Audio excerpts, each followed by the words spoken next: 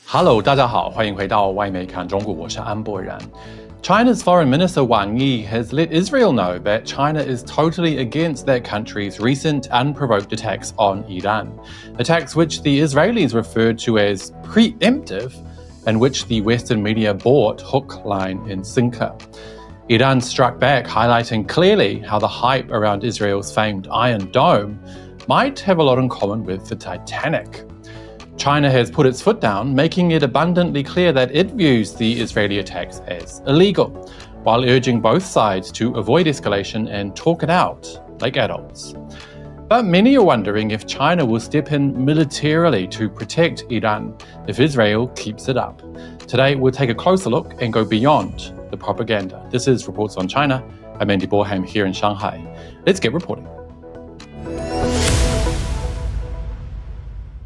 Starting on June 13, Israel launched what it called its biggest attack ever on Iran, killing around 200 people, including top military commanders as well as nuclear scientists. They claimed the attack was to stop Iran building nuclear weapons, a claim Israel could easily make thanks to the complacency of Western media propaganda over the past few decades. You see, Israel and the United States have claimed Iran is on the brink of developing nuclear weapons for 33 years, and the media has consistently played along with this farce, despite Iran stating its nuclear development is for peaceful purposes. In 1992, US and Israeli intelligence began warning that Iran could be pursuing a nuclear weapons program, citing its uranium enrichment efforts, and the media was one of their most powerful methods of pushing that lie.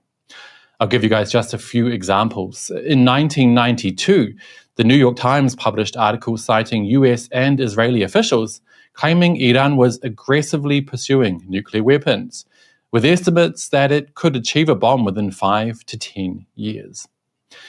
In 1993, the Washington Post ran stories highlighting US concerns that Russia's assistance with Iran's Bushehr nuclear power plant could enable a weapons program.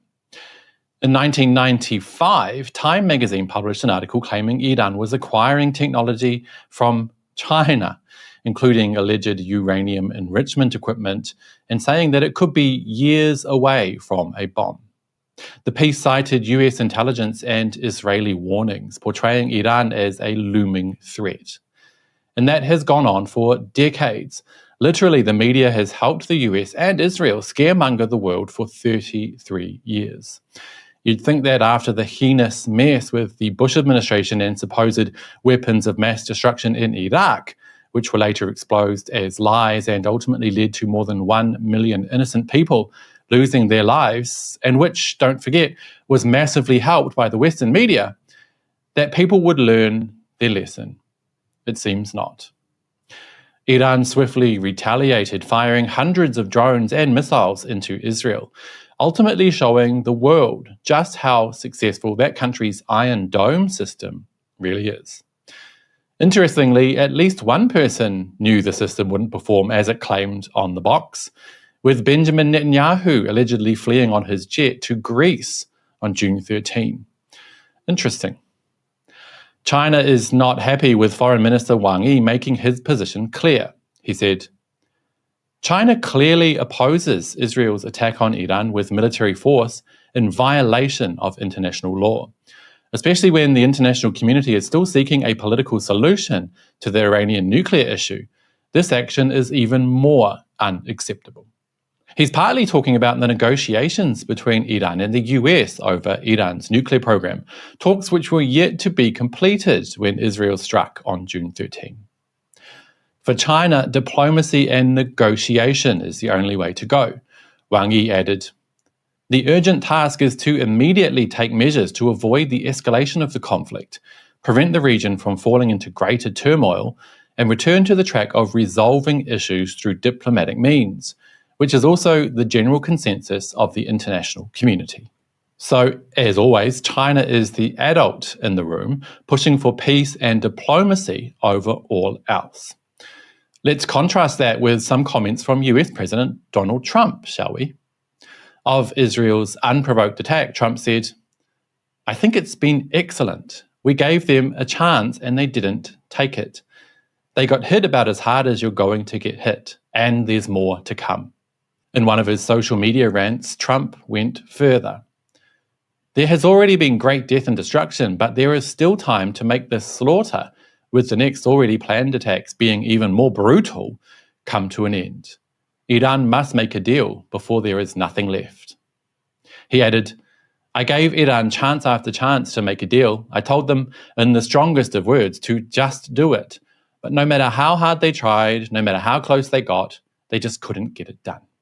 So you can see with those examples, the words of China's Foreign Affairs Minister Wang Yi compared with those of US President Donald Trump, exactly why everyone is fast realizing how important China is in the world, and how much more reliable and peaceful China is when compared to the warmongering, hegemonic and violent views and actions of the United States.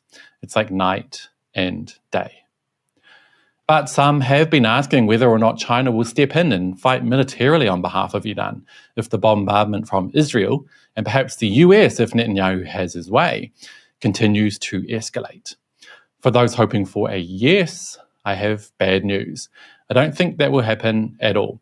China has a very core policy of using diplomacy and communication to sort out issues with other countries, unless, of course, its core interests are attacked. In this situation, with Israel and the US to a certain degree attacking a Chinese ally, Iran, military intervention from Beijing is nearly a 100% no. Although China and Iran have very close ties, with China buying 90% of Iran's oil exports, and with the two countries signing a wide-ranging comprehensive strategic partnership in 2021, there was no official promise to step in militarily on behalf of one another. In fact, China is bound by its core non-interference policy, making it nearly impossible for Beijing to take part militarily in international wars. Instead, China offers support through trade and limited diplomatic support, and to a lesser extent, military support in terms of equipment, technology, and intelligence. And of course, the two countries have taken part in joint military exercises in the recent past. But no, China will not attack Israel or the US on behalf of Iran, probably no matter how bad the situation gets. If either of those two states deliberately targeted China, perhaps by hitting Chinese personnel in Iran, that might be a different story, but hopefully that will never come to fruition. Instead, like Foreign Affairs spokesperson Lin Jian said, China is hoping for a diplomatic outcome that can bring lasting peace. He said, the immediate priority is to take prompt measures to prevent further escalation of the conflict, avert greater turmoil in the region, and return to the path of resolving issues through diplomatic means. The Middle East cannot remain perpetually shrouded in the shadow of conflict, and Israel should not continue living under the anxiety of war. Diplomatic avenues for resolving the Iranian nuclear issue have not yet been exhausted, and a peaceful resolution remains possible.